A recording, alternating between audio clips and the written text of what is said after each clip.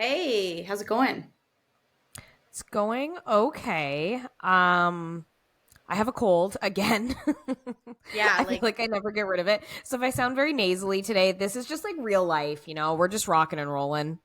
well, and also, can I just say, can I just tell people, spoiler alert, we don't record every day or even every week. So Ashley's been sick.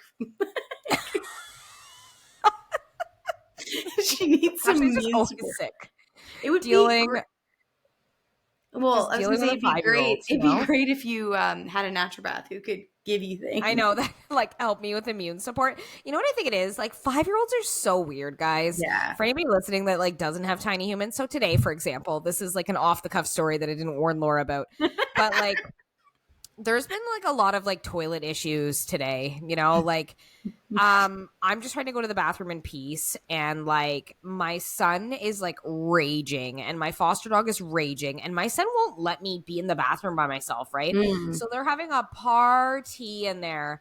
And there's nothing I find more stressful actually. Like if I'm gonna pee or if I just want to have a poop in silence, like just leave me alone. I And then know. today, just before bed, my son is I'm trying to get my dog in the crate to get ready to do this podcast. My son's hollering at the top of the stairs. I get up there and I go into the bathroom. I know he's in the bathroom. He's like, "Mommy, it's your turn to wipe my bum." And I was like, hold the phone. You are in kindergarten and you do this all day long. Why is it Mummy's turn?" Well, I did it earlier today, so I just want Mummy to do it this time. Like, Mummy doesn't want to wipe your bum. She dealt with it when you Negotiator. were a baby, but like, don't sign me up. Yeah. You Anyways, know that's probably what's why I'm sick. well, I'll and you know probably get what's pink eye too. on that same note, I was actually going to talk about, I don't know why my nose is so itchy. Sorry guys. What I was going to talk about is I feel like there's two types of people, people who puke and people who don't. Like in the world. And you and your Whose son. house is who? We are pukers. Yeah, I was going to say We pause are the pause the pukers. recording. Everybody guess who's the puker and who's And my son is a puker. It's usually the first sign of illness. Like he'll just be like fine, and he'll just puke, and I'll be like, "Oh, I guess we're not well." Yeah. No, and And you then know what? other symptoms will proceed. Okay, but in fairness to your son, you are the exact same. Exact same. I can't even blame him. Like I'll have I'll be like, "Oh, I'm feeling kind of warm," and then like, and then I'm throwing Yeah. up, right? Yeah. Yeah. No, okay. We were at a Christmas party and, eating greasy food and all the things. And I was like not feeling so great. And Ashley's like, yeah, I don't feel good. I was like, yeah, me either. I go home. I was like, oh, like warm pack on my stomach. Ashley's like, yeah, I just puked, Projectile man. vomiting. I'm like, Yeah, like I was like throwing up all night. And when I mean, and there's like a margin of time where if I'm like, oh, my stomach hurts, it means like immediately we must be home. Like I think I just got out of the Uber. Like I think I just made it, to be honest. Like it was questionable at best. I can tell you, I probably puke, knock on wood. I probably puke once every 2.5 years. Come And on. I'm not Come joking. on. The amount of vomit I have to clean up in this house. Literally, Unbelievable. I can't believe it. Like, and that's what I mean. Like, I think there are genuinely people who are pukers and ones who are not. And I am of the variety of not. I Right. want to know, whoever's listening to this podcast, I want you to tell me, are you a puker or are you not? Send me a Yeah, we message gotta on hear. Instagram. We gotta I'm see taking a who's poll. who's where. Yeah, we gotta know. Yeah. Okay. So we're not going to talk about puking. We're gonna No. we're gonna slide on from there, but we are going to talk about Something that vaping. makes me want to puke. Yeah, something that Vaping. makes me want to puke too. Oh, there's nothing less sexy than vaping. I swear to God. So let's chat about it because I had found this article and I can tell you for free. You probably don't know either. I don't know who Natasha Leone is. Do you? I have no idea. No, Obviously, I didn't think so. But there was an article on her and it says Natasha Leone admits she quitting vaping 10 months after she stopped smoking cigarettes. sorry, she quitting vaping. So so she's vaping again. I don't get it. Like, I don't know. So it says Natasha Leone made a big change when she quit smoking cigarettes last year, but she's not having the same luck with vaping. Yeah, she quitting. The actress Mm. revealed that she quitting vaping in a post on X, which, like, it's Twitter. Come on.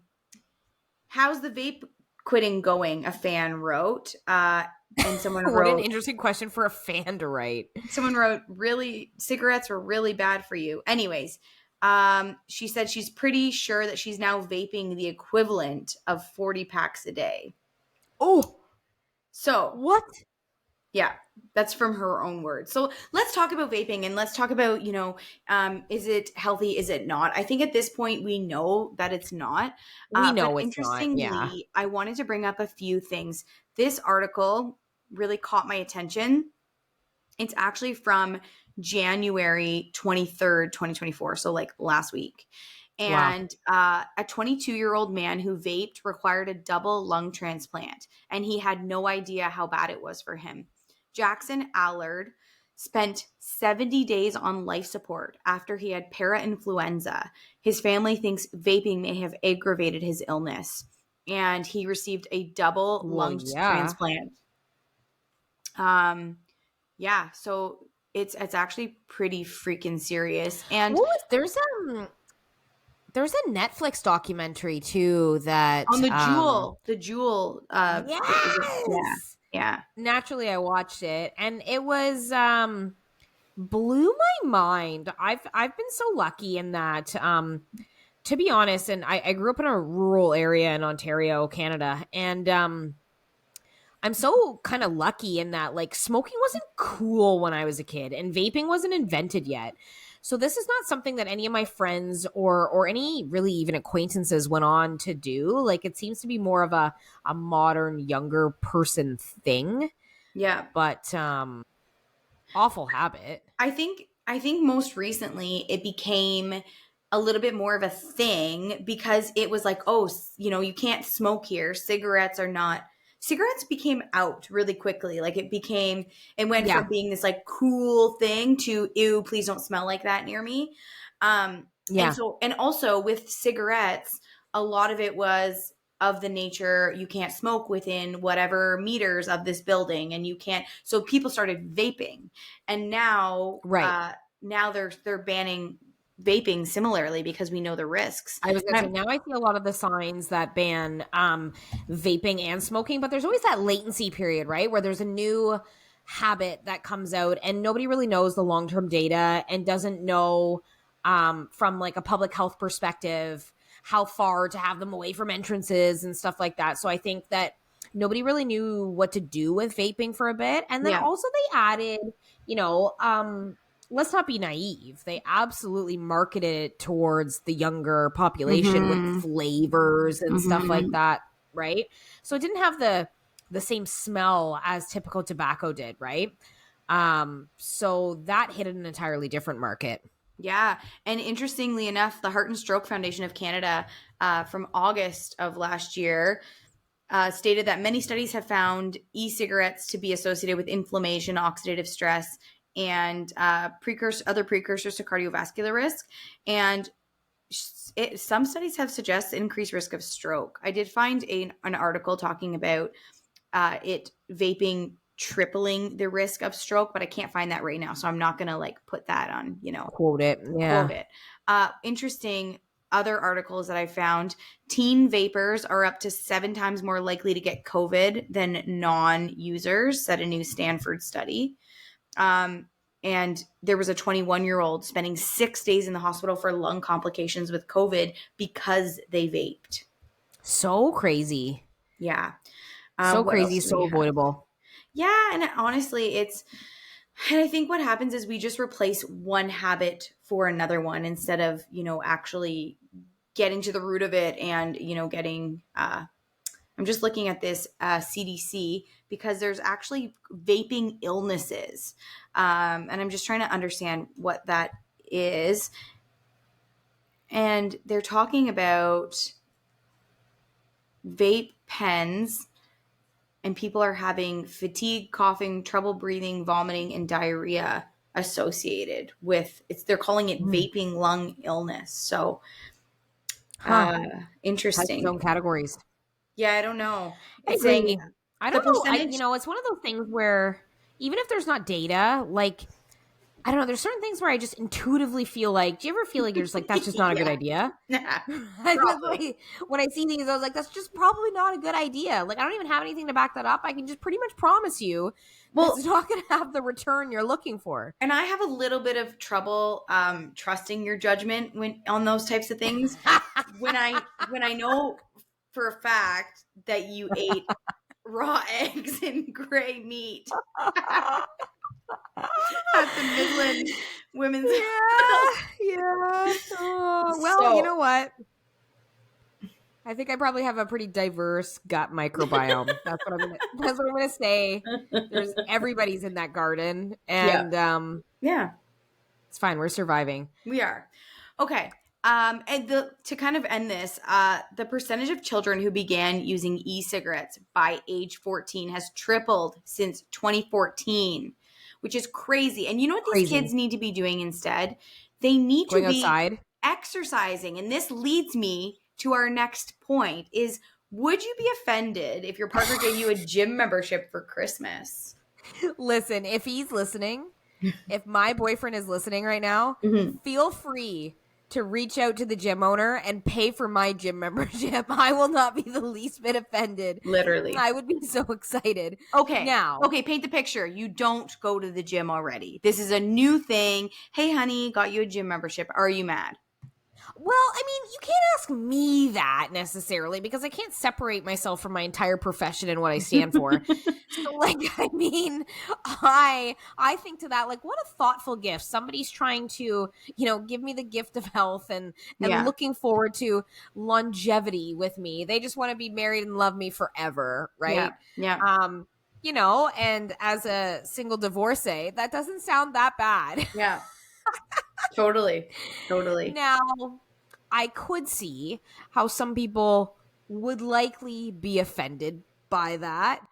I would be stoked. I don't know that everybody would be stoked. Like, that's a risky gift, I would say. Okay, so here's another sidebar. So, okay, plus or minus, you might be offended if somebody gets you a gym membership. But I raise you this, okay? There's an interesting situation that I've seen happen a couple of times. Okay. This very recently happened to a friend of mine, hung out with over the holidays. What do you then do if over the course of your relationship, your significant other gains a ton of weight, like a very significant amount of weight? Mm-hmm. So I have a spouse of mine who currently has uncontrolled diabetes. And for those that don't know, that comes with a myriad of issues. But most notably for men, is one of the most common causes of erectile dysfunction. Mm-hmm. So Cardiovascular disease. his penis doesn't work as a result of this very significant weight gain. Mm-hmm. So there's like the superficial side of things, right? Well, yes and no, actually. I'm going to take a stance on this. I've talked to my significant other about this because I do think this is kind of controversial, but I think there's a little bit of an obligation, right? I understand if things are medically going on and, circumstances in life have happened, if you've birthed a child, maybe you've like fractured a leg and your activity level status has plummeted, or you've gone through like different medical concerns. But if you have full control over your faculties and you are just gaining weight, and then some of these side effects happen, like erectile dysfunction, this can greatly affect relationships. And, is that a deal breaker? I don't know. I don't think there's any right or wrong answer. I think there's just people being honest with themselves of what their deal breaker is. I genuinely don't think I would be like okay with this. It would be a topic of discussion, let's say. Yeah, and I think also, I look at it from the perspective of, for example, the amount of people I come across in my work that I'm speaking to, and mainly I'm dealing with females, even when I'm treating fertility, when in actuality I should be dealing with equal parts. I'm mainly seeing women. And Right. the conversation again and again and again and again and again comes back to and circles back to the same things. There's the men. Now, there are the men that are wonderful and lovely and do all the things, and they're actually in the appointment. But I will say, in my world, in my practice, that is the minority. And what is the majority is the partners that are like, I just can't get my husband to eat vegetables. And, he has high You're blood like, pressure. what? And I would not be me, because again, I think it comes back to, what do you prioritize? What do you value in a partner? What are you I was gonna say, looking what are your for in a values as an partner? individual? And so I think you and I are having this discussion from a very different point of value systems, because we are biased in that we went into a certain profession for our Certain livelihood. reasons. And so I don't think it would make a whole ton of sense if we didn't value health. Now, Right. I've gained weight. I Does was gonna that say, mean not my to say that we're perfect yeah, people. does that Let's mean that my partner should, be hating on me? No, because life happens and shit happens. But I think ultimately, when you're looking at your core values, it is like that healthy eating and physical activity and all those things. So if I got a gym membership, I'd be like, sweet. When am I going to go? right. Where's my babysitter? But I think ultimately we have to be taking like radical responsibility for our health and ourselves. And I see this in the fertility world a lot, because that's the opportunity where I have to say, male, female, you're both equally involved here.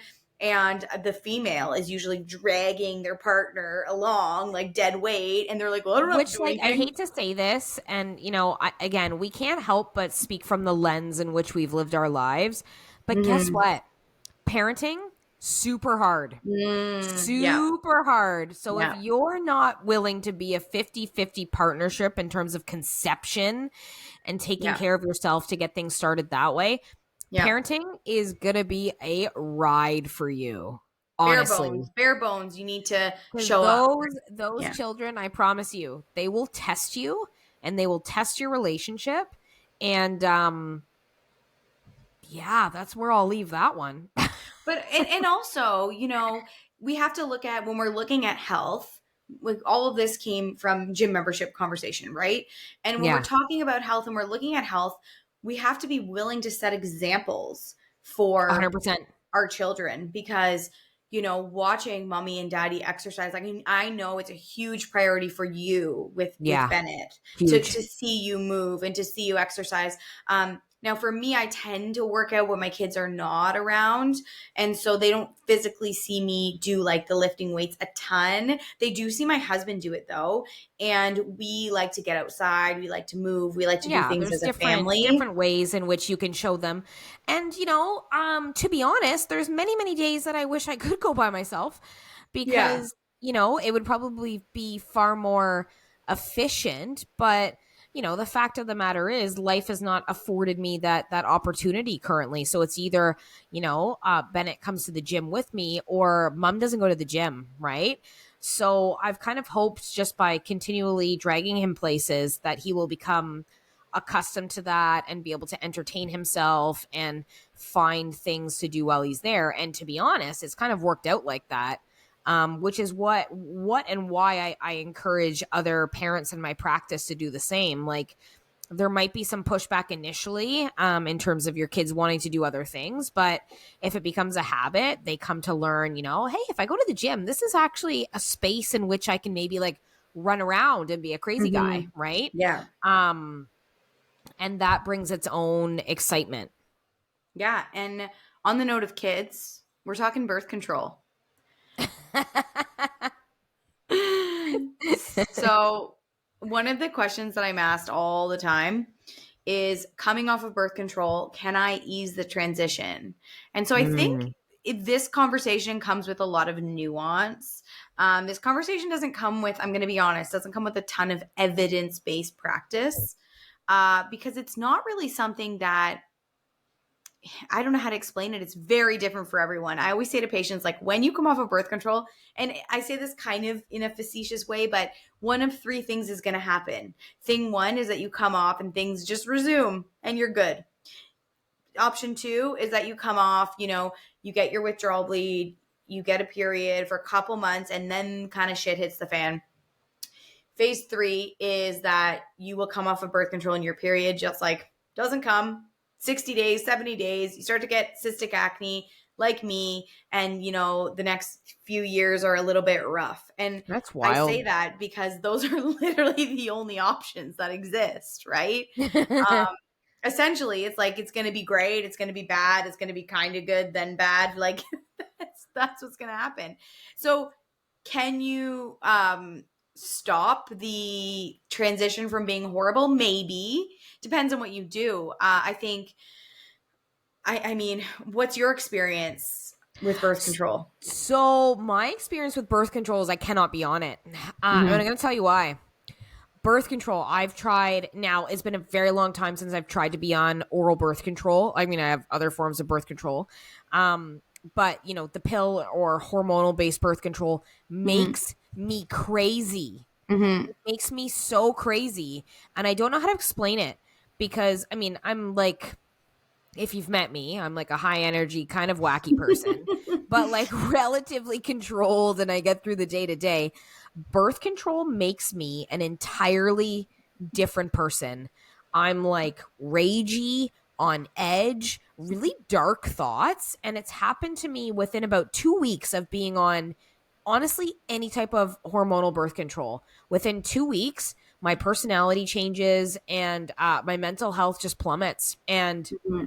I've tried many, many different kinds. And it wasn't until I saw a physician. I went to McMaster University in Hamilton, Ontario. And finally, basically everybody said, like, oh, that's weird. And they just like tried me on a different one and sort of dismissed it. And then I finally saw a physician that was like, yeah, no, this can happen. And there's some people that respond in this manner. And this may not be the type of birth control for you. And we might have to evaluate other options. And I was like, whoa, hold the phone. What? And to be honest, I have had this conversation with many patients in practice where, we'll review their medications or we'll chat about birth control and they'll say, yeah, I cannot be on the pill. It makes me crazy. And I'm like, me too. Mm-hmm. So I think there's, coming, I don't even remember what it was like to come off of it because it was just so crazy being on it that it was just relative. Yeah. And I know I'm not alone in that. But yeah, I was just like a mental basket case being on the pill.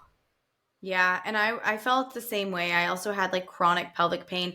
I distinctly remember I was at University of Guelph and I had the oral contraceptive pill at the time. And at the time, I distinctly remember I took my last pill and I threw it in the garbage and I never got it again. And then, Yeah. I explored other options. I was on the NuvaRing. I already talked about that experience. It wasn't great. And then I was off for good at the age of like, I don't know, at least 10 years ago now. And I Yeah. think the interesting thing is when you start to look at oral contraceptives in the research, a lot of the research is old and they haven't done a ton of up to date stuff, which I find very curious. So, a study Because it's in still a pretty ubiquitous birth control method, too, right? So you would think that there would be some updated I stuff. know. They don't look Huh. into a lot of this. Like I found some 2018 stuff and I'll go into it, but in 1976 there was a study. It concluded that oral contraceptives can inhibit ovulation after suspending treatment, irrespective of its duration, especially in women previously suffering from menstrual disorders. And I found this interesting because this is what and why did I bring up a 1976 study in 2024? There's a reason.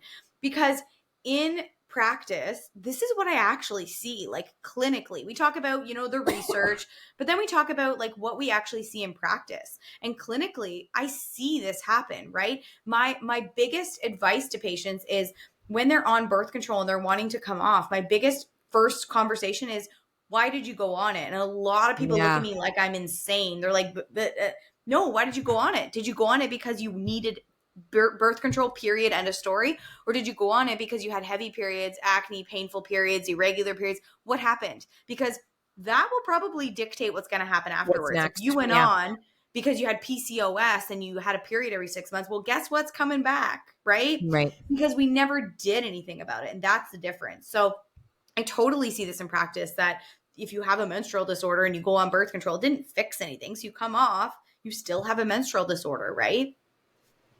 Yeah, that totally makes sense. In 2018, they were looking at fertility because a lot of people will say, like, being on birth control, will it make me infertile? The research is actually saying no, like it doesn't impact fertility. However, again, if you're Hmm. someone who had PCOS before you went on it and then you come off of it, you still have PCOS, which inherently has fertility issues alongside it, right? So Right. we have to put everything into perspective. In 2018, they had said they did a review and they actually reported a higher rate of conception after discontinuing birth control, which was interesting. Hmm. Because there was some research that talks about a delay of fecundability, but it actually said that there was kind of no effect. Interesting. 2002 study looked at cycle disturbances after discontinuing oral contraceptives, and they found that they were reversible. So there was cycle disturbances, they were reversible, but it took up to 9 months to be completely, leveled out, essentially. So their conclusions were that this will help counsel couples who are looking to conceive on kind of the timing of when to come off. So again, the research is very mixed, but what there is consistently kind of found is that being on oral contraceptives actually depletes a lot of our nutrients. So some of those nutrients being B vitamins like B6, B12, B2, folate. We also have zinc, vitamin C, vitamin E, selenium, magnesium. And so when I'm preparing patients to come off of birth control, essentially I tell them, I'm like, you have one of two options. Option one, you literally just come off. That's option one, Band-aid right? option. Rip Band-aid it off. option. Option two is a little bit more nuanced. And so that option, I take into account a patient's entire health history and their picture because I want to know what are we preparing for, right? There's no rule book that says if you're coming off of birth control that you have to, do X, Y, and Z protocol, right? I see a Right. lot of it on Instagram. I think it's a money making tactic to make people believe that they need to do this like crazy birth control prep protocol when they're going to come off. I don't think that that's the actual case. But what I do think is we need to assess your entire picture so we understand what's coming up for you. So, for example, patient comes to see me, PCOS, mega digestive issues, insulin resistant, doesn't sleep. Do you think that my first thing is I'm going to pull them off a birth control band-aid option? Probably not. Probably not, right? Wouldn't be my go-to. Wouldn't be the thing that we would do first. No. But what I might do is say, listen, I don't want to pull the rug out from under you. And we know that, all of those things impact how your hormones are made, metabolized, excreted, everything. And so what I would do is I'd look at that patient as a whole person and say, step one, we're mastering your digestion. That's what we have to do. After we've done that, we'll look at nutrient deficiencies. We'll look at insulin. We'll add in diet and lifestyle in there. Make sure you're on a good path. Make sure you have good foundations.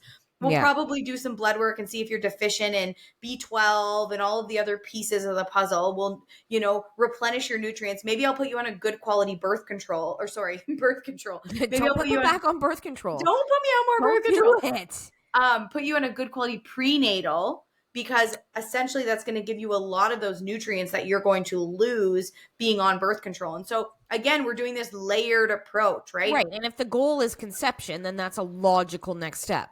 100%. And if it's not conception, it's still the logical next step, right? Because if this person has PCOS, remember, we know that they already were prone to an insulin issue. Now we know that they had one. It's like, okay, when we come off the pill, inevitably, we're going to have an insulin issue still. So those are the ways in which I would prepare. And the best way to mentally prepare yourself is just try to reflect back on why you went on, right? If your periods were so painful and so heavy that you couldn't get out of bed, then potentially it's time to talk to your doctor about endometriosis investigations or fibroids investigations, right? Yeah. If you went on because you're like, I went on to, and I'm putting, if you're not watching on YouTube, and we are on YouTube, by the way, if you want to watch us, but I'm putting in quotations, regulate your period because it does not do such a thing. But if you were put on it because you had a period every 6 months and you wanted to not have it every 6 months, then you potentially should be looked into for PCOS, right?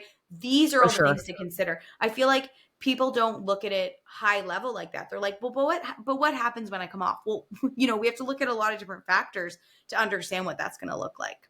Right. From a fertility, and the problem is most people are put on, like myself at age 13, and I don't actually even know what my period was when I went on because I was 13. I think I had a That's period so for like aggressive. a year. Yeah, man. You So were aggressive. 13. I was 13 and my That's doctor was crazy. like, you have acne. Let's shut off the communication between your brain and your ovaries, because who needs that in puberty? Oh, such a So, bold choice. when you look back and you wonder all of these things, and I look at my health now, and again, these are studies that are just like truly not done. And I look at my health now and I'm like, you know, would I have had such struggles with acne all Right. of these years? I don't know. I don't know the answer to that. And that's one of the things that, a lot of patients will ask me those types of questions. Well, You're like, I and, don't and we know. and actually, did you see the study not too long ago that being on birth control hormones actually changes our brain structure? And it was I'm not going to quote it right now because I don't have it in front of me, but it was essentially that we change who we're attracted to based on Oh the my God. brain Yes, structure. yes, yes, yes, yes, yes, yes. I can't remember where I read that, but I thought it was so fascinating. Yeah, so doesn't it make you question your whole existence? Because Well, not me, because I wasn't on birth yeah, control for me more than either. 2 weeks. So I felt pretty good about that. I feel like I mean, for better or worse, I chose what I chose. For better or worse, maybe I should have been on it. Maybe make some better life choices. Maybe it Oh, would have changed dating my in your decision. 30s is a ride, my Yeah. friends. Yeah. But no, for real. And we wonder, all of the implications of those things. And again, we don't really talk about the very, very real risks of things like clotting, right? Yeah. There are women who get blood clots from being on birth control. There are women who have migraines that actually are contraindicated to be on birth control, and they're just Hmm. on it, right? So I think that discontinuing it is one thing, but I think going on it is a whole other thing. We need to have a little bit more of an informed decision, an informed Yeah, choice, because I don't definitely a think a lot of that's going chat. on. At least a discussion of, risk versus benefits. Yeah, exactly. Like you said, before going on it would be ideal. Yeah, totally. Okay, how are we closing out this convo? Do you have anything else to add? Nothing else to add. Hope everybody has an amazing week. Yeah. And I hope that I'm not sick the next time we chat. Yeah, I hope that you're not sick either. Maybe we have to have a little chat about immune stuff. Immune And as support. Yeah. as always, if you guys have any questions or topics you want us to chat about, send us a DM on Instagram, send us an email, interact with us. We We love to also talk to people. we love to talk to people, and we love your feedback. So if you have feedback for us, good, bad, ugly, we'd love to hear it. We've been getting some feedback, which has helped us really change the way we do episodes and, what we're talking about and how we're doing it. So we really, truly appreciate it. We're new to this, so let us So bear know. with us. Bear with us. Thanks, guys. Bye-bye. Bye.